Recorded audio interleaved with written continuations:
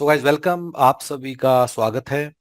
आज आंसर की चैलेंज का लास्ट डे है।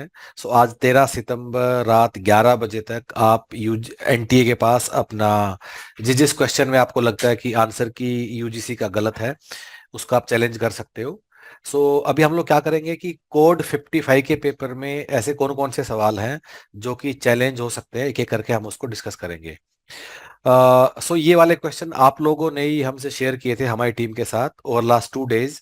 और जो सवाल हमारे पास आए हैं एक एक करके हम उनको डिस्कस करेंगे। इसमें से किस किस सवाल को हम लोग चैलेंज कर सकते हैं और किस किस सवाल को हम चैलेंज नहीं कर सकते हैं। गाइस लेट्स स्टार्ट विद कि आंसर की चैलेंज में क्या क्या सवाल आपको चैलेंज करना चाहिए for code 55 HRM paper. Guys ये पहला सवाल है हर्ट्जबर्ग टू फैक्टर थ्योरी के ऊपर है कि इसमें से मोटिवेटर की कैटेगरी में क्या क्या आता है।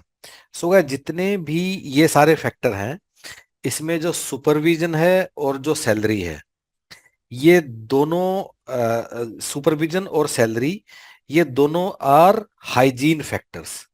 सो these are hygiene factors, H factors, ठीक है। और मोटिवेटर फैक्टर कौन से हैं? बाकी तीनों मोटिवेटर हैं, अचीवमेंट मोटिवेटर है, रिस्पॉन्सिबिलिटी मोटिवेटर है और एडवांस मोटिवेटर है। इसका मतलब मोटिवेटर हुआ ए, सी एंड ई। अब जो यूजीसी ने आंसर की दिया है उसमें दिया है A, C and D.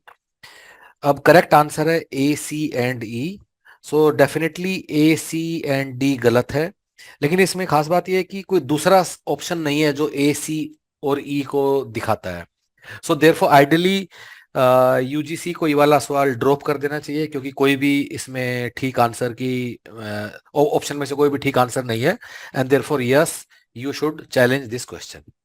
Next one, the process of identifying and uncovering of candidate through proactive recruitment technique is known as। UGC ने जो अपना आंसर की दिया है दैट इज कैंडिडेट सोर्सिंग, जो कि सही आंसर है। कुछ लोगों ने हमें रीच आउट किया कि क्या हेड हंटिंग भी हो सकता है? हेड हंटिंग नहीं हो सकता।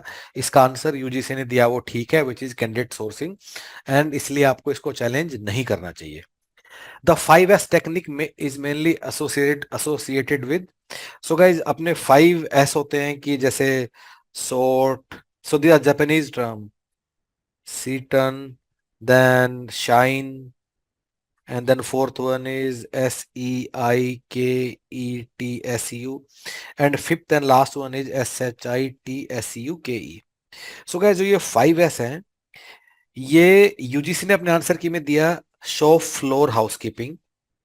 कुछ लोगों का ये बोलना है कि क्वालिटी कंट्रोल हो सकता है।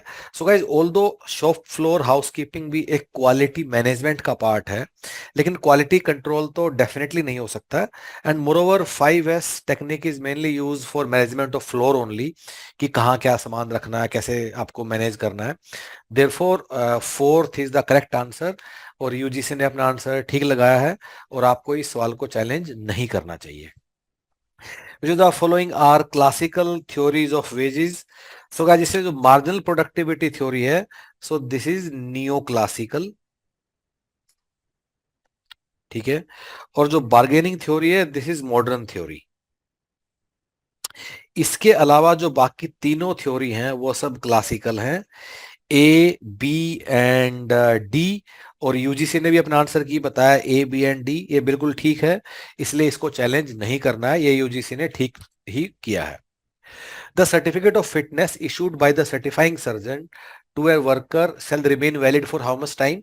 The correct answer is 12 months। UGC ने लिखा 12 months, लेकिन एक दूसरा ऑप्शन भी है 1 ईयर। तो 12 मंथ्स 1 ईयर एक ही चीज होती है, तो 3 भी आंसर होना चाहिए। तो या तो यूजीसी को क्या करना चाहिए कि 2 और 3 दोनों को आंसर मान ले, या फिर इस सवाल को ही ड्रॉप कर दे। इनमें से एक चीज यूजीसी को करना चाहिए।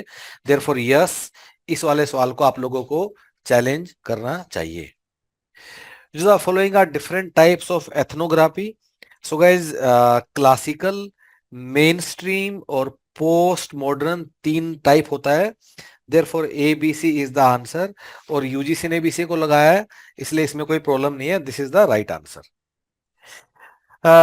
ह्यूमन रिसोर्सिस प्लानिंग के स्टेप्स हैं, बिल्कुल ठीक आंसर है, यूजीसी ने भी ठीक बताया है, BCDAE। आप लोगों में से पता नहीं किसने में क्यों क्या सोच के भेजा है, इसमें कोई प्रॉब्लम नहीं है, डू नॉट चैलेंज दिस।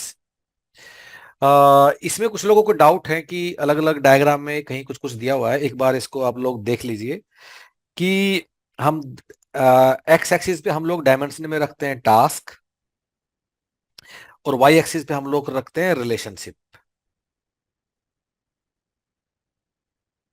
ठीक है। सो task can be low and task can be high, similar relationship can be low, relationship can be high. ठीक है। So based on this you will have a 2 by 2 matrix,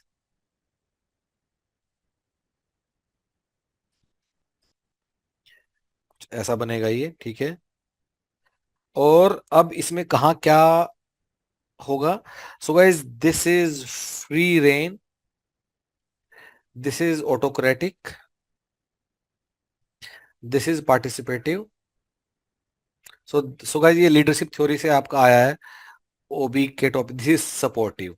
तो UGC ने अपना जो answer की दिया पार्टिसिपेटिव, बिल्कुल ठीक है, which is high task and high relationship, और देयरफॉर ये भी चैलेंज आप लोगों को नहीं करना है। सो गाइज कोड 55 एचआरएम में जितने भी सवाल थे पेपर 1 पेपर 2 में, उसमें से जो आप लोगों ने हमारे साथ शेयर किए थे हमने उसको डिस्कस कर लिया है। कुछ और भी चीजें हैं जो आप लोगों ने हमसे शेयर की है, हमने उसको इस वाले सेशन में नहीं इंक्लूड किया है, क्योंकि वो ठीक है, उनमें कोई प्रॉब्लम नहीं है। सो कोड 55 में इसके अलावा कुछ भी आप चैलेंज नहीं कर सकते। Of course guys all the best, I hope you guys will do well, और आपको अपना रिजल्ट जो एक्सपेक्ट कर रहे हो वो मिले। अगर नहीं मिलते हो तो you know where to go, Human Peritus. अगले वाले अटेम्प्ट के लिए do consider Human Peritus. All the best guys, thank you.